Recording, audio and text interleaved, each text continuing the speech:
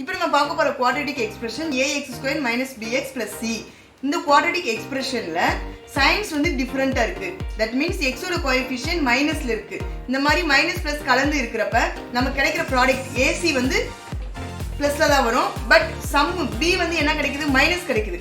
Minus இருக்கிறப்ப நமக்கு தேவையான அந்த ரெண்டு நம்பருமே மைனஸில் இருக்கும். தட் மீன்ஸ் ஏவும் minus C minus -a × -c + ac.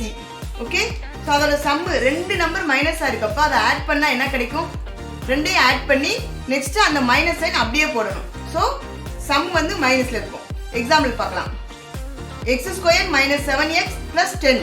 இந்த எக்ஸாம்பிளில் x² கோஎஃபிஷியன்ட் 1, கான்ஸ்டன்ட் வந்து 10. ஸோ ஃபர்ஸ்ட் நம்ம என்ன பண்ணிக்கணும்? ஏசி கண்டுபிடிச்சிக்கணும். ஏசிங்கிறது என்னது? ஏயையும் சியையும் மல்டிப்ளை பண்ணுறது. That means 1 × 10 10. இந்த 10 ரெண்டு நம்பரோட மல்டிபிள்ஸாகவும் ஸ்ப்ளிட் பண்ணணும்.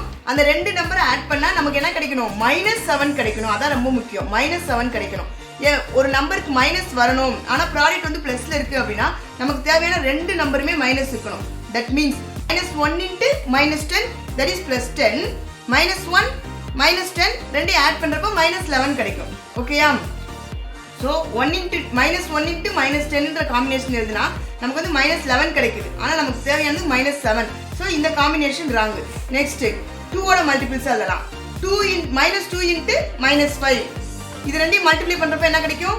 +10 கிடைக்கும். நெக்ஸ்ட் இது ரெண்டையும் ஆட் பண்ணுறப்ப -2 -5 ரெண்டும் சேம் சைனில் இருக்குது. அப்படின்னா ஆட் பண்ணி அந்த சைனை அப்படியே போடணும். ஸோ 2 + 5 7, மைனஸ் போகிறப்ப மைனஸ் அப்படியே எடுத்துக்கணும். -7. ஸோ இதுதான் நமக்கு தேவையான ரெக்வயர்ட் நம்பர்ஸ் -2 -5. ஏன்னா ஆல்ரெடி நமக்கு -7 ஆன்சர் வந்துருச்சு. இது எப்படி எழுதிக்கலாம்? x² - 7x + 10 எப்படி எழுதிக்கலாம்? x - 2 × x - 5. தேங்க்யூ.